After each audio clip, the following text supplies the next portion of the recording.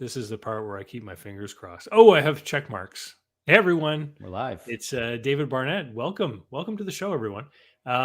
We've got, over the next couple of minutes, people are going to start filtering in. Just before we started talking, Giuseppe and I were talking about vitamin D and everything, because you've decided that you've got a few pounds you want to shed now too, eh? Trying, yeah. I've been low in energy. It's been the winter months, so not too much sunshine. So vitamin D and working out, and I have to say I'm feeling better. Haven't shed too much yet, but definitely feeling better and a lot more energy. Well, it makes a difference when you move. I'll tell you, when it's a stormy day here and I don't get a chance to go out and do my lap through the neighborhood, I really feel it. Um, Today, we're going to be talking all about franchises. I see people are starting to file in. The room is starting to become occupied.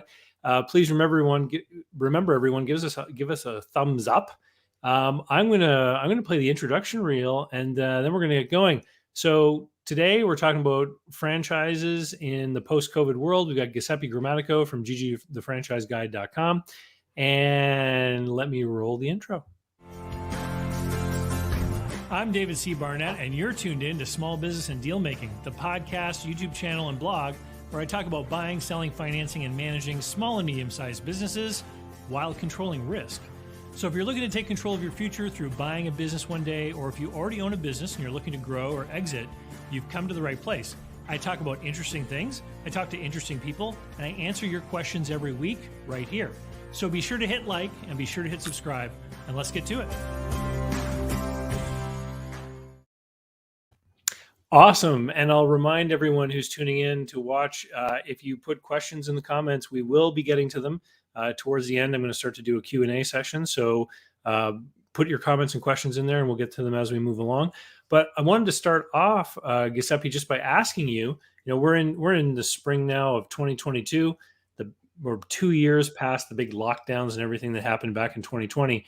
And, in that time, a lot of businesses across many different categories went through a really hard time. They were mandated to close and all these public health orders came out and stuff.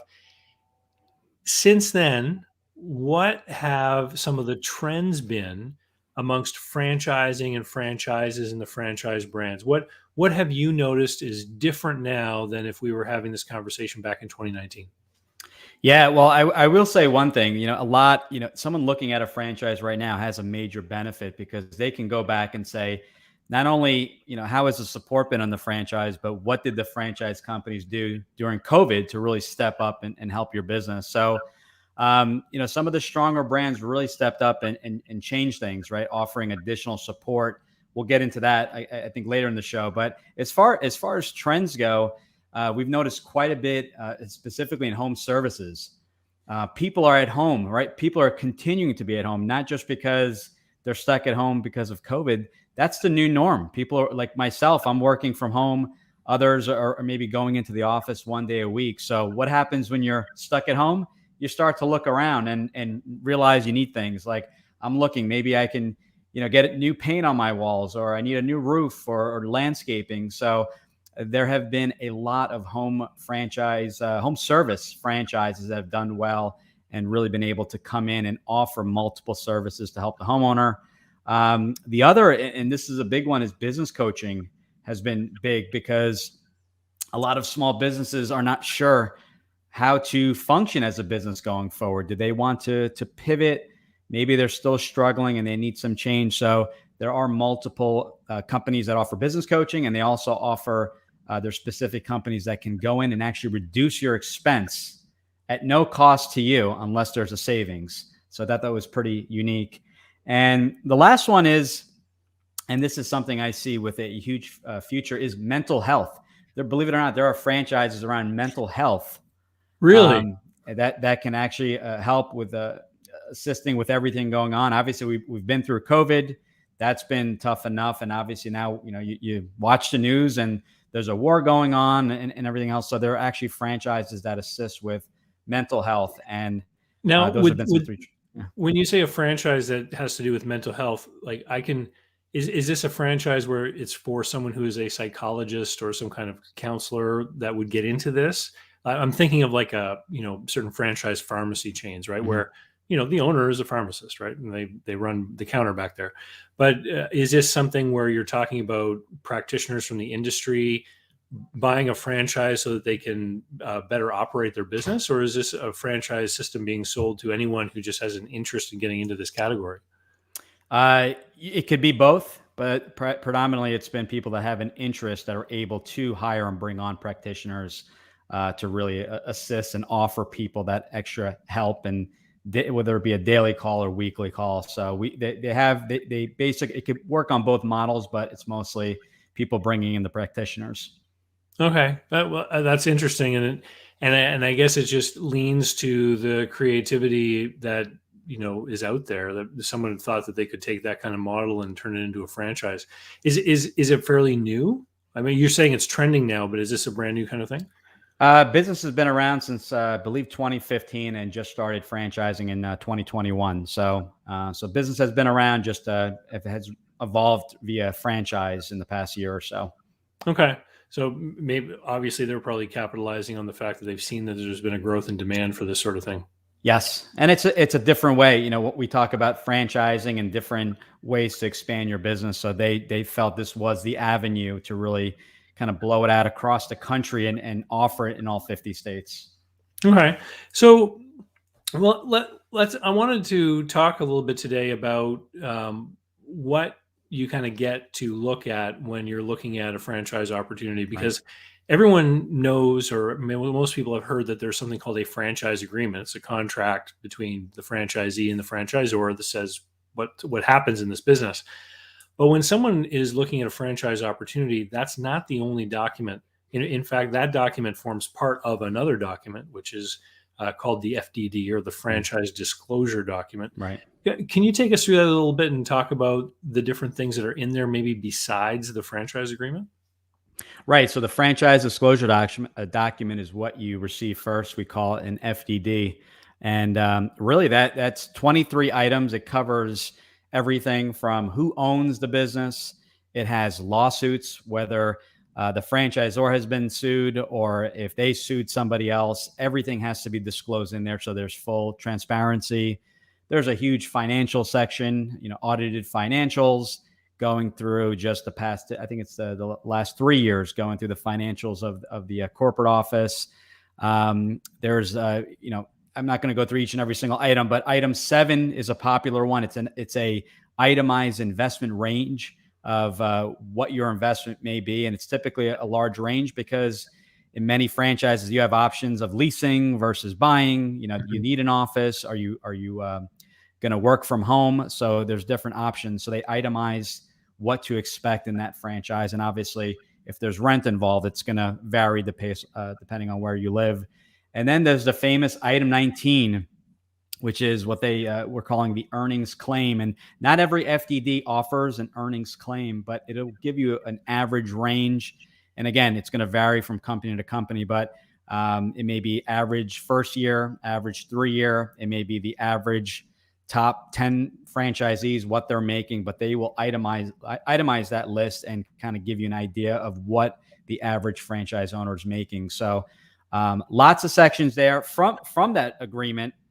Once you get closer to actually making that decision, then they actually send you the agreement, which is customized for you, which will include your legal entity. If you're going to buy it under, just say, an LLC or an S Corp, it'll put in there any other modifications, if there's any other change or amendments, and it would also include your specific territory, the zip codes and everything else involved, included. So I always say it's black and white. You have everything included, and that's what you're going to be signing off on. You say that not every FDD has a Section 19. Is it what do you notice about the franchise brands that include it? Is it that they have a greater number of units in the field, or maybe more time under their belt to give them more data to present? Or is there really any kind of characteristic of these ones that choose to do that? Right. So a couple things. So one, I know one established franchise brand we work with removed that because they've changed their business model from an in-person to virtual, which really changed things up. So they put a hold on the earnings claim until they had a year to really kind of follow through with the model. Others are emerging. They're still pretty new, and they don't have enough data in order to be comfortable giving that earnings claim. they're more comfortable kind of giving you that pro forma as to what your profit margins are and things like that. And then others that are emerging that do offer the claim, sometimes it's just, this is what our this is what our corporate offices have done, because most of our franchisees are under a year. So it'll give you an idea of what the corporate office does. And then every year when that agreement is updated, it will give you, up-to-date information and financials, which is typically around this time. It's typically around April, May of every year, the FDDs are updated with the financials and any changes from the previous year. Yeah, and so sometimes people reach out to me and they actually hire me to read these with them, just because they want another point of view. And one of the sections of the FDD that I find very interesting is, and I don't know what section number it would normally be, but it talks about the number of locations that are currently operating, the number that have closed, and there's also contact information in there too sometimes, so you can reach out and talk to other franchisees. Yes, and that's actually that's towards the end of the process. So once you've spoken with the franchise company, have the franchise agreement, and really understand the business model, not just, okay, they produce XYZ, but really what's the the role of the franchisee? What are they doing on a daily basis? Now that you've been really informed is when you actually go out and speak with franchise owners. And it may be group calls, it may be there's pre-recorded calls, or they'll give you a list of franchise owners to contact. But yes, you'll have existing franchisees and previous franchise owners. Well, so when somebody decides that they're going to enter into one of these agreements, and you talked about how the customized contract comes out, let's say they execute it, they pay the fees that are required. What typically then does the timeline look like as far as, okay, now I have my signed agreement, what happens next? Yeah, so typically it's you dive right into training. In a service-based business where there's really no real estate, maybe there's some equipment to be ordered or vehicles, they'll start getting you training, order you the equipment so that you can hire your employees, bring them to training as well, and just get up and running. And you could be up and running as little as 60 days with some of these service-based businesses. It may be 90. It all depends on the equipment and obviously your first hires and the next available training class. But you're up and running relatively quickly. And it's similar on the brick and mortar side. You have training. You're going to hire employees. It's going to take you a little bit longer. I would estimate at least 6 to 12 months to get up and running after you find the location, gets approved by corporate, the permits, the build outs, so there's a lot more that goes along with it. But typically it's let's get trained. Let's get your key employees trained, hired, and ready to go. So they don't like to waste any time. They want you up and running as soon as possible. We had Kevin joining us from Central Florida. Hey, Kevin, how you doing? Hey, Kevin. It's always sunny in Lakeland. That's where Kevin lives. So we've been hearing a lot in the news about problems with, words like supply chain and all this other kind of stuff. Have you seen some of your clients recently run into problems with obtaining things like equipment and furnishings and equipment to try to meet those timelines for opening up new locations? Yeah, so it's affected everyone, right? I'd be lying if I said no. So sure, so a couple things. Funding, SBA loans were taking a little bit longer to get approved. Government was backed up here in the States. Equipment taking a little bit longer, possibly extending an extra 30 days. Things are getting definitely much better. It was from the feedback I'm hearing, but there have been delays with getting equipment, getting vehicles, which has also been a challenge, but we've definitely seen some improvements there. And overall costs, in some cases, we've seen, build outs of a brand new location where costs have gone up or delays. So sometimes it's not a direct cost where maybe the quote is exactly the same, but instead of opening up 3 months from now, maybe it's 4 or 5 months because the contractor may have just been, light on employees or just does not have the manpower in order to get the job done. So, we were talking about the FDD, and if you're looking at a franchise and just say, January, February, March of 2022, it will have 2020 numbers. So now the benefit now of signing a new agreement will have the 2021, and you can see if there's been an uptick as far as trends in what your overall investment will be. But we have noticed some delays, both in equipment and opening up, and some additional costs or rising costs, both in material. I know here, minimum wage and salaries and things like that are going up. So yes, there's definitely been an uptick in increases across the board in pricing and in the investment. Well, so this is great because I mean, and yeah, we've heard about all these topics, labor shortages and all kinds of things, delays in construction.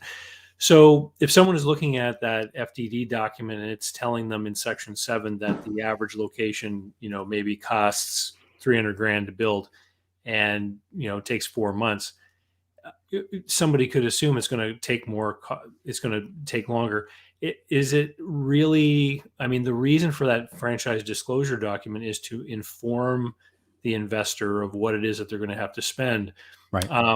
And really, I guess what I'm hearing is that even though you have that disclosure in front of you, it might still make sense to go and talk with someone like a contractor or someone just to go and validate to make sure that these numbers are still in line, because some of the costs of things have gone up quite substantially in the last 2 years. Yeah, things change. I mean, 6 months ago, things were different. So absolutely. Just because you have those ranges, it'll stay in there. You want to go and find a contractor and make sure that the pricing is in line. And sometimes the franchise company will recommend a contractor that assists across the country. So you have that added benefit. But as a aspiring franchisee, you can also go back to franchisees that opened up in 2021 and validate and speak with them and just say, hey, by the way, I know this is kind of an estimate of, we'll just throw a number out, 200,000. Was that the case for you, or did you experience an increase? So you do. So not only do you have speaking with the franchise company in the agreement, you can speak with these franchisees, validate, and just check on. I want to talk to maybe 2 franchise owners in the past that opened up in 2021. Let me pick their brain and see what costs were. So absolutely, you do have that ability to speak with those people. Yeah. The other thing, and this is just from some experience in talking with people over the years, the other thing too to be aware of, especially if you're talking with someone who's in a newer franchise system that doesn't have a tremendous number of locations, or maybe they aren't across many states. Right. If you're going into a new market with that franchise, and you're talking with some of the other location owners, it's worthwhile spending some time with a local contractor just to figure out if what they're building in other places is even doable where you are. Because I've heard stories of people where the franchise wants to have like 2 bathrooms, right? But then they learn that where they are, there's going to have to be at least 3 because of the layout, and 2 of them have to be wheelchair accessible. And all of a sudden, the proposed plan that every other franchise location have just doesn't work in that new locale, because of the local regulations that they happen to have in that area. And so this is the kind of thing that you need to investigate, because once you sign the agreement and you pay your franchise fees, if you learn these kinds of things afterwards, it's really, there's a limit to what can happen, right? I mean, there's not many options, to sort of back out of the deal, is there? Yeah, so to your point, definitely do your homework. The franchisor is not going to be the expert in every state, right? And things change with permits and requirements and things like that. So 100% agree. You want to speak with 1 or 2 contractors, get a second opinion. When buying a franchise, you buy it for whatever reason it's not working out of the cost. Obviously, you have the option to sell that business. But by buying a franchise, keep in mind that they are opening up the doors to their entire system, right? So they're giving you all their system, the manuals, all the trade secrets, and everything that everything that makes them different, that kind of that differentiator. So, but yes, if this is actually a question I received today, I noticed that there's a 10-year agreement, which is pretty common. I've seen 5, I've seen 20 years, but 10 seems to be a sweet spot there. What happens in 2 years if I want to sell my business for whatever reason? And I said, you're able to sell your business. What I recommend is go right to the franchisor, ask for their what your options are, because sometimes they may have predetermined agreements with brokers, or you're able just to sell it out on your own. But speak with them, but you are able to sell your business at any point. Even if you bought 2 locations, you opened up one and are happy with the one, don't want the second one, feel like it's going to be too much in your plate, you're able to sell that license for someone to potentially open up in that area. So It is Yeah. like any other business. Well, listen, I've actually done some work with some franchise systems before, who were trying to address the issue of the buy and sell of existing locations. And I can tell you that the last thing a franchisor wants is to add another location into the closed units section of their FDD. Mhm. And Right. so they're eager to make sure that locations can have a long and successful life, because that help having strong successful locations within the network helps them sell more units and to grow the network. And so oftentimes when people decide that it's time to sell, they'll go to the franchisor, who will, they have a marketing department for Mhm. selling new locations, and often they will adopt some kind of process or Mhm. system for people that want to resell. And sometimes people approach a franchise system with a view of opening a new location, then they back off and they like, well, I don't know if I want to open a new one. But if presented with an opportunity to take over an existing location that has a track record, sometimes those people will want to step forward. So I've had people in other franchise networks report to the franchisor that they wanted to sell, and they've been introduced by people who've looked at that network before but decided not to buy, and then ended up becoming the buyer for those resale locations. So, Yeah. and obviously the franchisor is going to have to approve of anyone who ends up Right. buying anyway. So you need to involve the franchisor as early as possible in that process. Right. The franchisor wants to make sure you understand the opportunity, what's included, what the support looks like. So absolutely. So you'll be given that FDD. You'll probably have to go through training if you're not part of that system already. And trends that I've noticed, we talked about COVID, and this has nothing to do with COVID, but just trends I've seen more and more is that neighbors will just buy each other out, right, as an Mhm. expansion. So it doesn't even get to the broker level. They'll just say, you know what, I'm thinking of retiring, would you buy me out? Or I'm thinking of expanding, would you be open to selling? So we've seen that. So the businesses, the transaction is done before we even see any listing. And it just keeps it simpler. There's less training, there's less costs involved, and they can just pick up from where the franchisee left off. So that's been very common. Speaking of franchisees acquiring other franchises Mhm. and whatnot, before the call, you mentioned that there was another trend that you were seeing of franchisors buying other franchise brands and then integrating them all into the same systems to make it easier for franchisees to expand. Why don't you to give us a little bit about information on that? Yeah, so we've seen a lot of parent companies. So maybe a home service brand or a boutique fitness where they require small, not a big gym, but maybe 20, 30 people in a class. And some of the larger brands are just acquiring. They may have 5, 6, 10 different brands where they all have something to do with home service. They all kind of complement one another. And we've seen trends there because they are able to really help the franchise owners with one integrated CRM for all 10 brands. Even the initial training is the same for everyone until they're able to get up and running, and then they get into the various modalities. So if it's boutique fitness, then the initial training may be the same, and then they get into cycling, or they get into running, or rowing, or whatever the modality is. So we've seen that, and what happens is it's keeping the costs low for everyone, for the franchisor as well as the franchisee.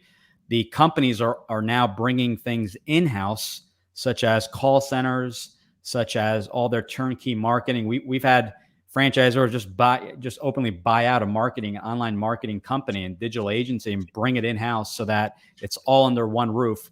So that if you are a franchisee with one brand or 10 brands, you're using the exact same platform. So it makes training easier. You can get through training much quicker.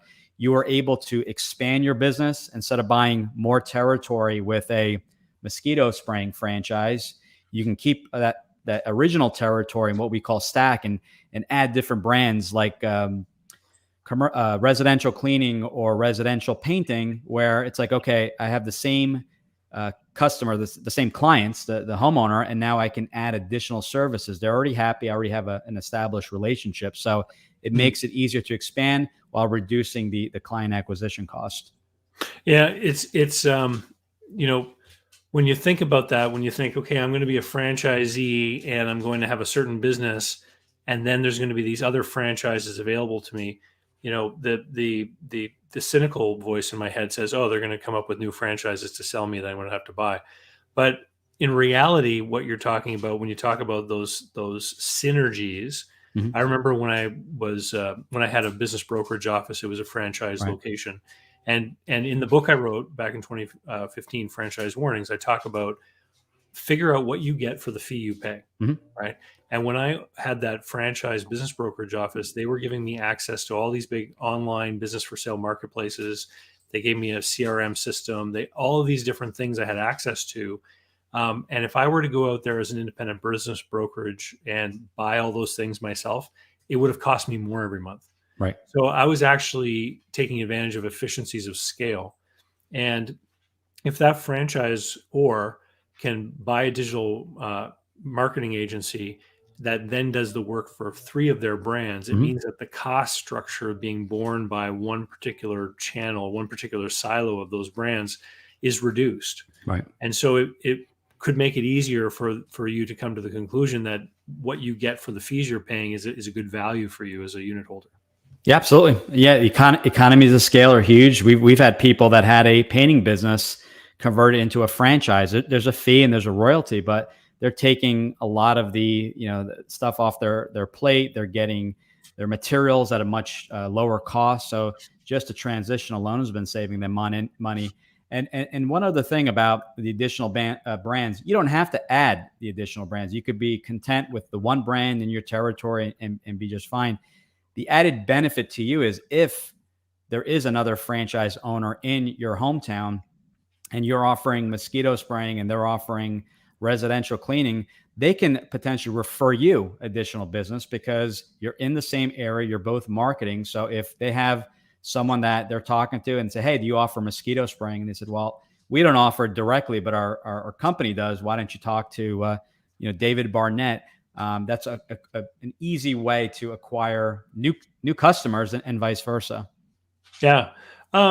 So, you work within a system where only certain franchises are able to be offered in your shop, correct? Correct. And so, what are some of the main characteristics that you guys look for in vetting one of these franchise brands to decide whether or not you're going to represent them to potential investors? Yeah. So the company I'm affiliated with is Franchise. They're one of the first franchise consulting companies. And what they do is they will do a pre-screen. Now, this pre-screen, before I mention what goes into the pre-screen, is it's not taking the due diligence off your plate. So if we're going to work with a company, it has to pass the screen. So the screen is a combination of they will review the franchise agreement, make sure there is an agreement in place, and they'll look at the legal section, making sure that there's not 100 different lawsuits that took place in the last couple of years. They'll meet and speak with management. They will do random calls and checks to franchisees. You're hearing it. Let's go right to the source. Are you happy? Are you getting support? Is there a structure in place as this company expands to support you? They'll talk to the founders of the company to see, okay, what is your plan? You're at 50 franchises. How do you plan to get to 100? What are you going to be adding to the infrastructure? So they'll do an interview, and if it does pass the screen, then they are allowed as far as an approved vendor, approved franchise in our system. So we don't work with every franchise brand because of that. And others, full disclosure, other brands decide that they just don't want to work with any organizations and do it in-house. So that's kind of the two different scenarios. Would a minimum number of locations be one of those criteria? There is actually, it is the criteria. I don't know the number, but yes. Yeah. Okay. Because one of the things that I've noticed over the course of the last few years is it seems like there are a lot of these brand new franchise systems that come out that, Mm. you know, I'll tell you a fun story. I was asked 2 weeks ago to read an FDD for a franchise opportunity on behalf of a lady, and I read it, and I saw something in there I've never seen in one of these things before, and that was that there was a sales target, a certain obligation, Mhm. and if she did not hit the sales target after 12 months, she had to pay a penalty. Mm. So basically, the franchisor's earnings on their projection for her were guaranteed. Right. Either she would make the sales or she would be out of pocket that money. And I've seen franchise agreements before where maybe people had, like a 3-year window to open 3 locations or Mhm. something. And if they failed to do that, they simply lost the ability. They simply lost certain rights. But I've never seen before a situation where if someone didn't perform, they had to go into their own pocket and like compensate the franchisor. Have you ever seen anything like that before? I've seen, for the most part, franchise, it's a percentage of revenue is a Yeah. royalty you're paying. I've seen, I don't know if it's an uptick, but I've seen some other brands where they'll have a minimum royalty. So it's not a percentage, but you're going to pay $500 a month or whatever the amount is on the first year. As far as the penalty, I have not seen that. We don't review a lot of FDDs. We ask the questions, but that's part of the due diligence in making that decision. If you're truly not comfortable with that, you have the right.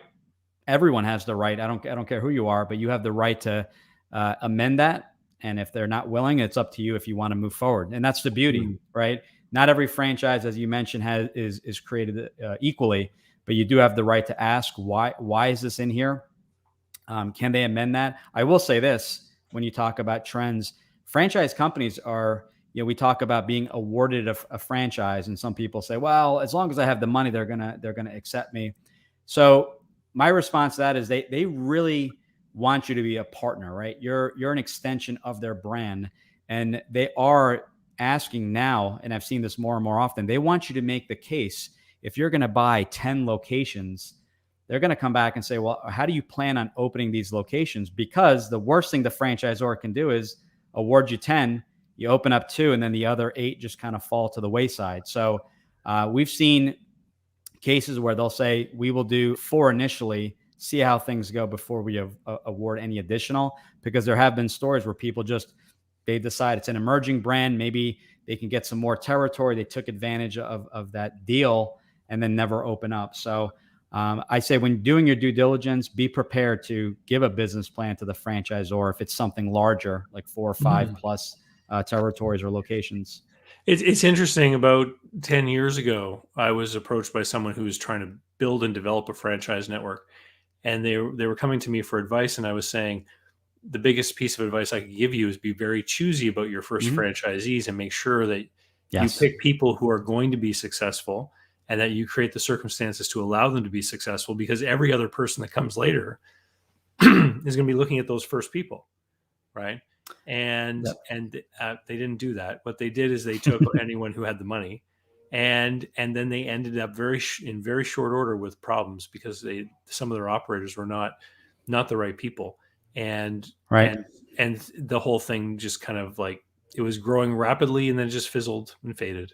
Unfortunately, there was a tweet that I saw about Quiznos. Remember Mhm. Quiznos? Yeah. At one point they had thousands of Yeah. locations, and now I think they're down to just a few hundred. And so, you know, sometimes there are these really rapidly growing success stories, Right. and then the tide, sort of turns. What have you noticed? Any kind of we talked about what the rising stars were of the last couple of years. Have you noticed any categories that are really on the wane, or maybe categories where you're just not seeing much inquiry anymore? Food. Food has been less and less. It's retail, and with the rising costs and the fluctuating costs and lower margins, I've been getting. I'm not saying I don't recommend food, right? But it's just a lot of people when they submit. We ask everyone for a questionnaire. They'll say, "I'll look at anything except for food," and that's Yeah. extremely common. Just because once they get educated on what's out there, they're like, wow, I have more options than Quiznos and Subway and McDonald's. And again, not a knock at those brands, but they don't realize there are franchises and employment services and franchises and mosquito spraying and business coaching and just about everything else. So I think once they realize that there's a lot more out there at a much lower investment, it basically opens up their eyes. But yeah, I think to your point, the franchise company has to really have a ideal franchise kind of an avatar. Hmm. Some will say, some of the better brands will say, you need to be full time in the business as an owner operator, regardless if you like it or not. If you cannot be full time for the first 6 to 12 months, we will not accept you. And I applaud that because they know exactly what it takes to be successful in that specific brand. Others will come back and say, we have a program to be an owner operator full-time, or you can keep your job and be semi-absentee. And we'll have a training program for that. So you can train a general manager. You'll be trained in the same ways in the event that person were to leave. So I applaud the franchise companies because they really, if anything, they prefer you to buy whatever the brand is and expand, right? You know the system, you've done well, you've been successful. So why not expand? They actually make less money versus someone buying a new franchise, but they know that you'll be great to work with, your experience, you've done really well. And the franchisor will make money as you make money, which is as you expand and your revenue grows, they'll get typically a percentage of that revenue. So that's what, they want a smaller number and for franchisees to buy more than one brand or territory. It's not mandatory, but that's what they would prefer. It's interesting when you say, people are saying I'll buy anything but food. I remember that I had many conversations with prospective business buyers over the years. And when we started, and some of them would say that to me too, no food.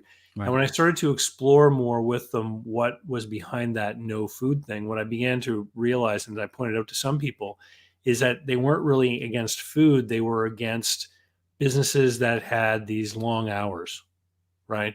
And so businesses that are open into the nighttime or on the weekends or whatnot. And I think you can categorize a lot of businesses into the office hour businesses, mm-hmm. and then the ones that have more broad hours, right. service industry throughout the evenings and weekends and everything like that, even holidays. And it makes a big difference because people who are in a business who are only working business hours, even in that first year, Giuseppe, they know they got Christmas off, right?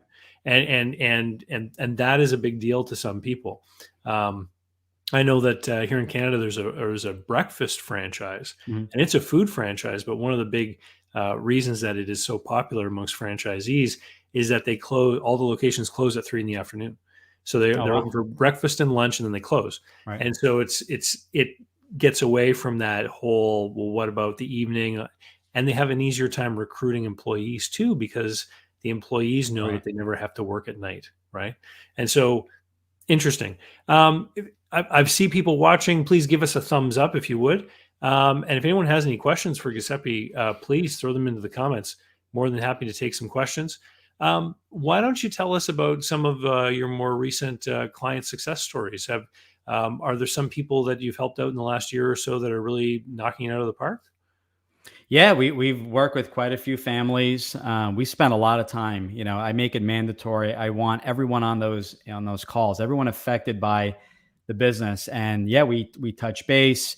We always follow up to make sure that they're happy with the franchise. What does training look like? Did it meet your expectation, exceed your expectation? So we've had some really good success stories. One gentleman in particular invested in a restoration type business while keeping his job, right? They say that it's very hard to juggle both. And there are certain systems, in particular, this one system, I won't name names, but where the franchisor actually goes out and helps you find that general manager. That's the key employee. Oh, and wow. He's been, they'll actually not just give you kind of, this is who you should hire. They'll actually assist with the hiring. You'll have final say. And he's done well. He's grown the business. He's hired some family. He's expanded while being able to keep his job. He's done really well and just has expanded. He owns, I believe now, 4 territories for this particular franchise. And he said, in the very beginning, the hours were a little bit longer. And I said, well, why are you working so many hours? And we came to the realization that person really needed to empower his employees. He had to had to make final decision just about on everything. So when he realized he can empower his employees, and maybe not on every issue, he was able to really step back from the business and really work on it versus in it, which we all talk about, and really kind of see the big picture. He's talking about potentially expanding, whether that be with additional territories or brands. But it's a real success story of someone that really, kept his job, was able to do both, and now it continues to have the job and his full benefits, and is able to expand this business. And potentially, he's talking about maybe selling it in the next couple of years for a nice profit. Hmm.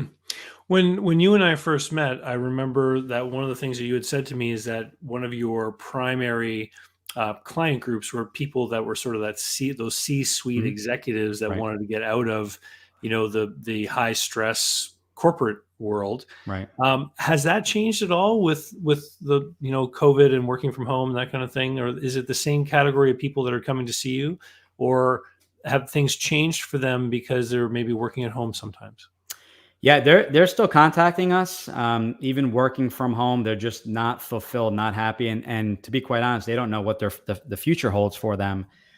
Where we've seen a huge uptick is people that maybe aren't that high up in level, where they've been working a few years out of college and they're noticing, I don't know if I want to go down this path. So it's people that are maybe a little bit early in the process where they want to be more educated and not really look at brands. They're not at that point, but just educated as to what a franchise is. I answer questions which sometimes you assume people know things, and you have to take a step back and really educate and know the audience and talk things about, a franchise is just like any business. There's a risk. I tell everyone this. Just because it's a franchise does not mean you can't lose money. And I'm very clear. I make sure to, have them spend time reviewing the pro forma and the financials. So we're very, very thorough in the questions that we provide each of our candidates.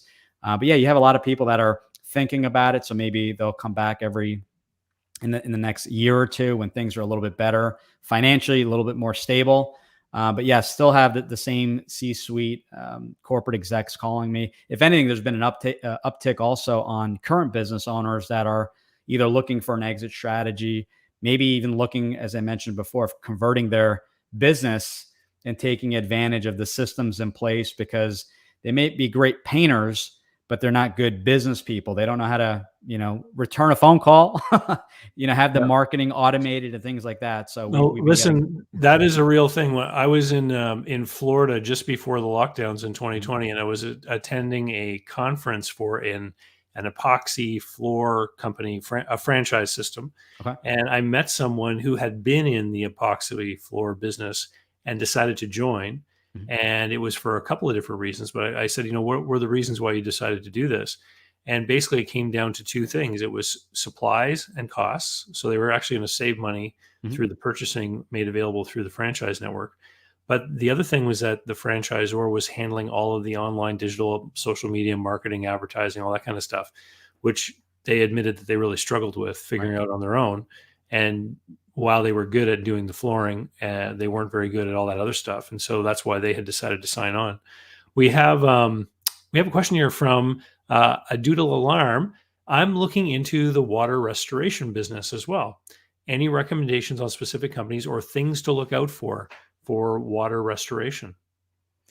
That's a great question. There are a lot of options. So, when I always take a step back and figure out why that specific business. You want to make sure that it is a good fit as far as your skill set, what you're doing on a daily basis. But one thing to keep in mind when doing your due diligence is that there are water restoration franchises. That's all they do. They just do the restoration. They'll take the water out, rip out the sheetrock, the insulation, mold, and things like that. And then another contractor, another business will come in and do the rebuilds.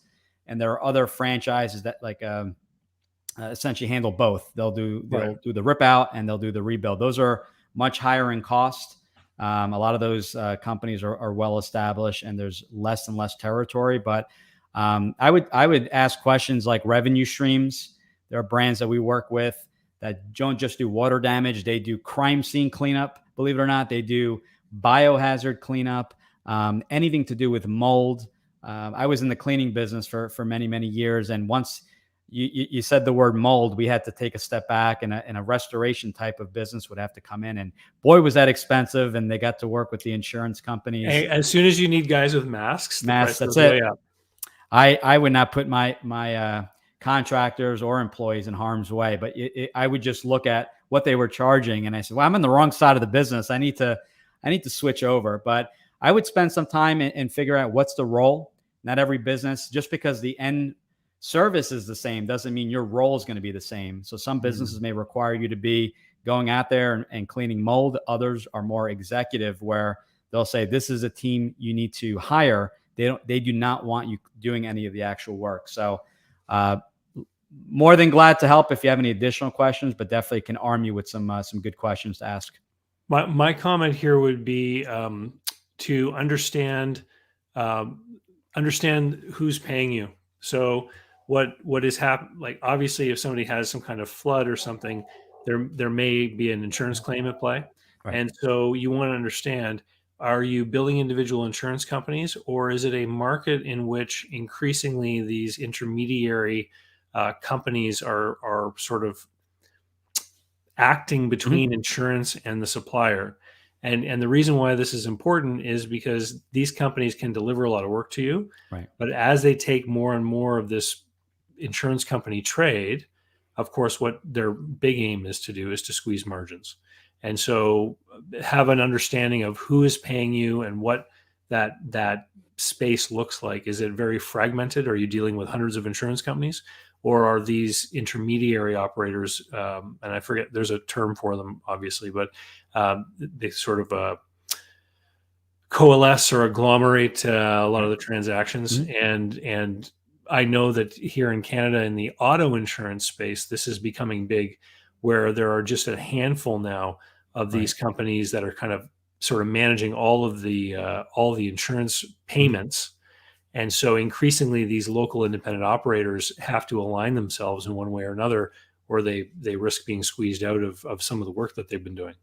Yeah, I can add to that. There's a long list of questions, but to your point, right? Do you bring in the referrals at a local level or the national account or insurance level? But the other thing is, when you're investing in this business, you need to have cash reserve, because a lot of the insurance companies are paying 30, 60, 90 days out. So you may be paying your employees when the job was done and getting paid 90 days later. So you need to factor that into your pro forma.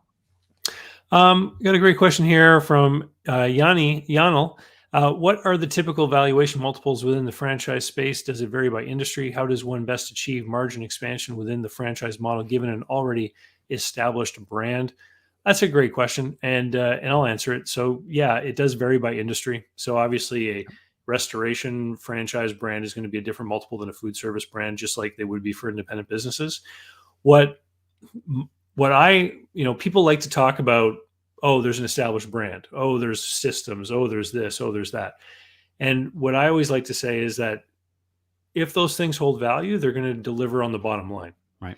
And so it's not necessarily that, the multiplier will change. In some instances, you can find data that supports that a pizza franchise will sell for a higher multiple than independent pizzerias. You can find that data. Mhm. It's usually not an incredibly different margin.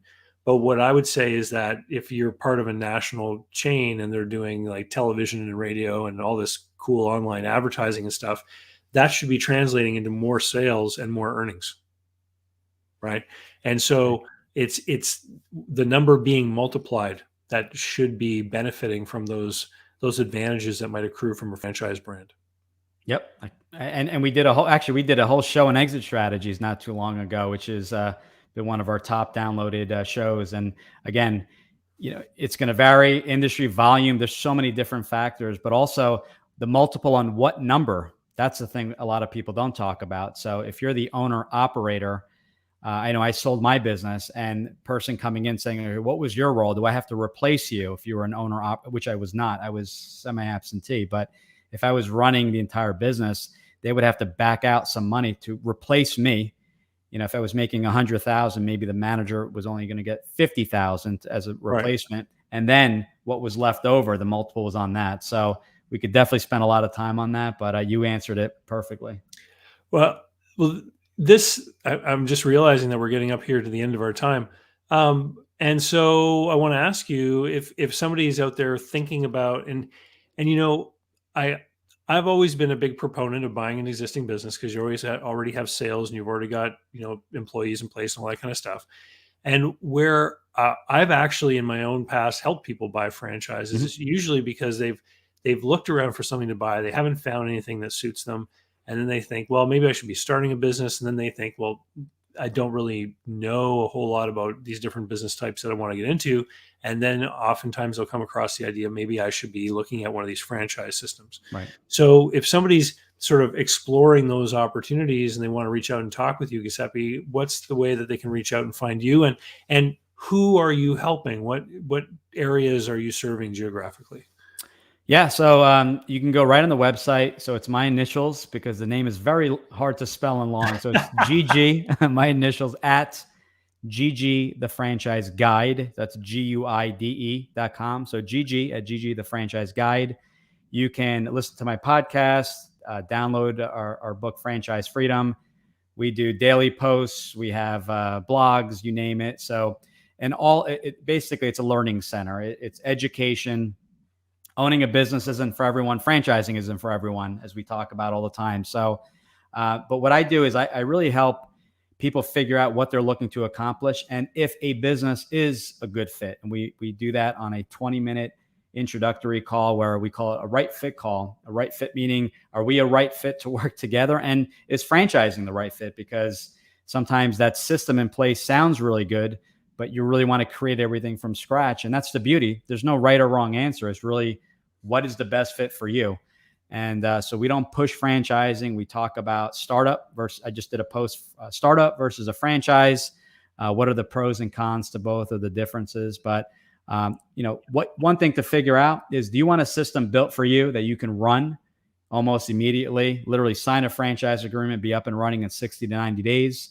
Where you're just more concerned about the outcome, system in place so that you can experience more time and financial freedom? Or is it more important to you to create everything from scratch, from A to Z? That's the part you need to figure out. And I'll be more than glad to help anyone that is on the fence, maybe not certain. And best part, there's no charge for our service. We are similar in structure to a executive recruiter. So there's no fee. We are paid directly from the franchise company. Awesome. Well, thank you very much, Giuseppe. It's great to see you again. And Awesome. And for everyone out there, the name of your podcast, if they want to go searching for it on podcast players, is Franchise Freedom, correct? Podcast and book, both Franchise Freedom. We kept it simple. Yeah. And I've been there as a guest a few times, and I've listened to several episodes. It's a great show. You do a great job. And with that, we'll say see you later, and we'll talk to you next time. Thanks for having me. So how can you learn more about buying, selling, financing, and managing small and medium-sized businesses? Easy. Head over to my blog site, davidcbarnett.com, where you can learn more about me and how I work with my clients. You can learn more about my books and the online courses that I've prepared for you. You can find out about how to subscribe to my email list, the YouTube playlists, etc. There's literally hundreds of hours of content there, all for free, and I'd love for you to be my guest. Special thanks go out to Jeff Alpaugh Customs for being my tailor. Men all around the world can look dangerous, just like me, with the help of Jeff Alpaugh Customs. JeffAlpaugh.com. Use the code DCB10 to save. They handle multiple currencies and ship anywhere you happen to be.